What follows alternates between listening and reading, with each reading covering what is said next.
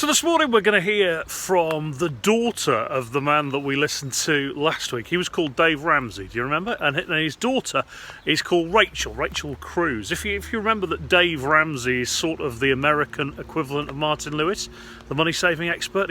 He talks to Americans about their finances and he comes from a background of having had it all and then having lost it all. And he's learned how to rebuild his life and his finances by wholly trusting God. So I guess his daughter is well placed to give us some more tips and advice on how God can help us in the minefield of our lives. This morning we're going to look at how important it is to be aware of our relationship with money and not to get sucked into the pressures of the world, to spend when we don't need to on stuff that we might not need.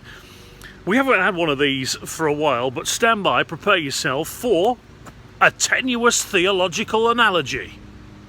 Now, it's occurred to me that our relationship with money can sometimes be a little bit like Kobe, our Shih Tzu puppy, who this week has discovered the exciting world of the stairs. Yes, no longer just content with downstairs, he's discovered this new world called upstairs. He's seen us go upstairs, so now he'll bound up the 13 or so steps with his little legs and get to the top, I'm sure feeling thoroughly fulfilled. Then he'll scurry in and out of the bedrooms and the bathroom, only to realise after a while that there's nothing that exciting to see. There's no food or treats, there's nowhere to go for a walk, there's no water, there's nothing to play with. And the weird thing is, he'll keep doing it.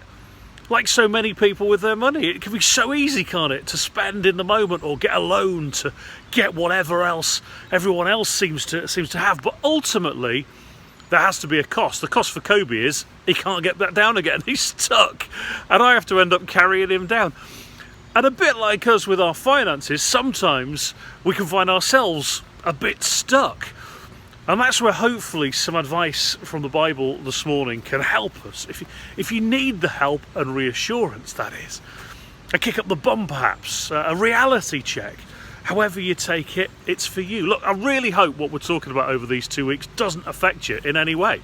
That money isn't a problem, never has been and never will be. But I still think it's really important for us to see how God's guidance is there for everyone, whoever they are. Rachel's message, 4 Lies Culture Tells Us About Money, is coming up after this.